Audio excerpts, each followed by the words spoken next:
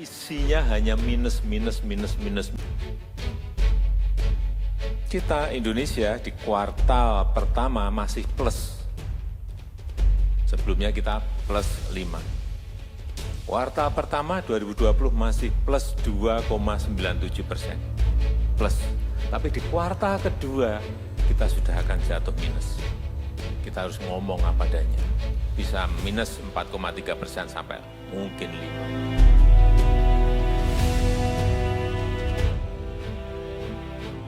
Untuk melakukan langkah-langkah luar biasa dalam menjamin kesehatan masyarakat,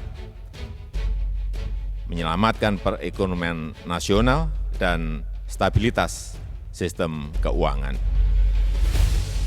Jepang minusnya 8%, bahkan India yang selama ini dianggap negara berkembang sama seperti Indonesia, yang pertumbuhannya cukup tinggi, diperkirakan kontraksinya bisa mencapai 12%. Testimoni jujur Sri Kandi Mulyani, Jokowi bisa bawa Indonesia lewati badai. Ditulis oleh Manuel Mawengkang dari Siwar.com. Sri Mulyani, Sri Kandi bangsa ini yang pernah menjadi menteri di era SBY dan juga Joko Widodo, menceritakan sebuah pengalaman kilas balik bagaimana dia begitu mempercayai Presiden Joko Widodo, seorang mantan pengusaha yang pernah mengundangnya mengisi seminar di Solo 22 tahun silam.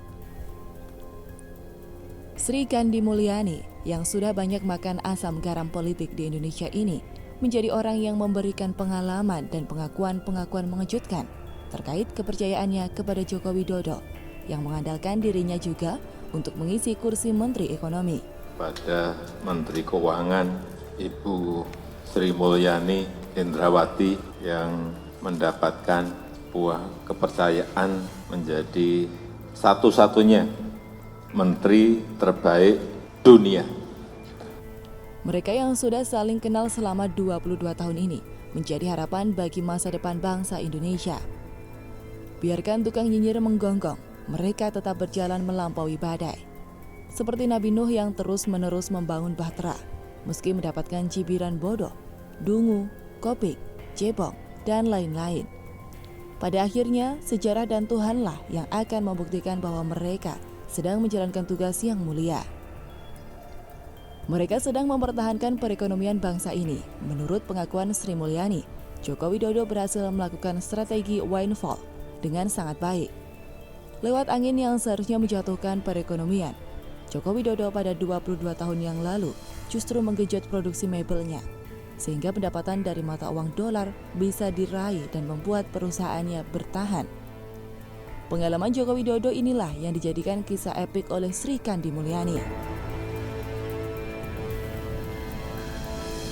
Ceritanya sederhana. Pada tanggal 14 Agustus tahun 98, 21 tahun dan 364 hari yang lalu, Sri Mulyani diundang oleh salah seorang pengusaha di Solo bernama Insinyur Joko Widodo untuk mengisi seminar ekonomi.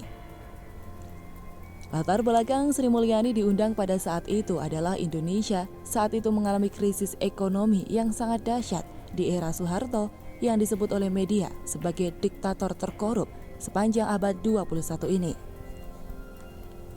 Ekonomi merosot tajam sehingga menembus angka 0 sejauh 13,7%, artinya minus 13,7%. Mata uang rupiah terjun bebas, dengan nilai tukar awalnya hanya 2.350 menjadi 16.000 rupiah per dolar Amerika. Berbahaya sekali angka itu. Angka naik sekitar 800% membuat ekonomi Indonesia harus hancur di tangan Soeharto yang dilengsarkan oleh mahasiswa itu. Banyak perusahaan pun gulung tikar, dan orang-orang banyak yang mengalami gangguan mental karena percobaan yang tidak bisa mereka hadapi itu. Sri Mulyani pun mengatakan bahwa saat itu ia diundang oleh orang yang tidak terlalu terkenal, yakni Joko Widodo, seorang pengusaha eksportir furniture kayu dari Indonesia ke luar negeri. Untuk apa? Menjelaskan mengapa krisis ekonomi tahun 98 terjadi dan bagaimana cara menyelamatkannya agar anak cucu tetap aman dan tentram.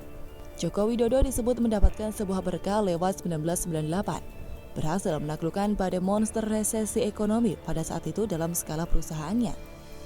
Bahkan menurut pengakuan Sri Kandi Mulyani, Jokowi bisa mendapatkan pesanan lebih dari 600% di atas normal. Dan 22 tahun berselang, Joko Widodo merupakan presiden yang dipercaya oleh Sri Mulyani. Dan 22 tahun berselang, Joko Widodo merupakan presiden yang dipercaya oleh Sri Kandi Mulyani bisa menyelamatkan Indonesia dari jurang resesi. Isinya hanya minus. Kita Indonesia di kuartal pertama masih plus. Sebelumnya kita plus 5. Kuartal pertama 2020 masih plus 2,97%. Plus. Tapi di kuartal kedua kita sudah akan jatuh minus. Kita harus ngomong apa adanya. Bisa minus 4,3% sampai mungkin 5. Jepang minusnya 8%, bahkan India yang selama ini dianggap negara berkembang sama seperti Indonesia yang pertumbuhannya cukup tinggi, diperkirakan kontraksinya bisa mencapai 12%. Program-program ekonomi pun kembali disegarkan dan digenjot.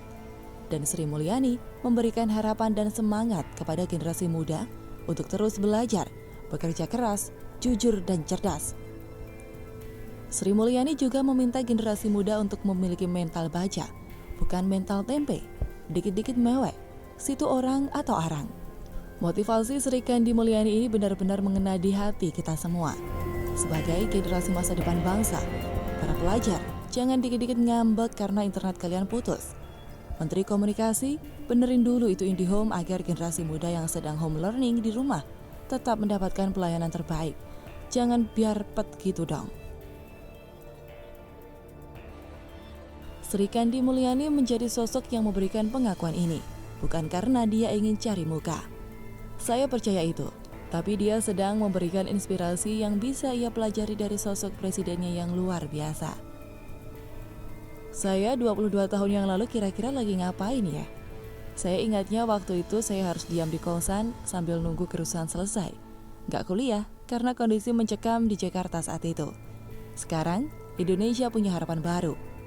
Dan kita percaya bahwa Joko Widodo, Presiden NKRI, bisa membawa bangsa ini lepas dari badai COVID-19. Untuk melakukan langkah-langkah luar biasa dalam menjamin kesehatan masyarakat, menyelamatkan perekonomian nasional, dan stabilitas sistem keuangan. Resesi memang di depan mata dan sulit dinafikan. Akan tetapi, harapan untuk maju tetap ada. Semangat terus Pak Jokowi.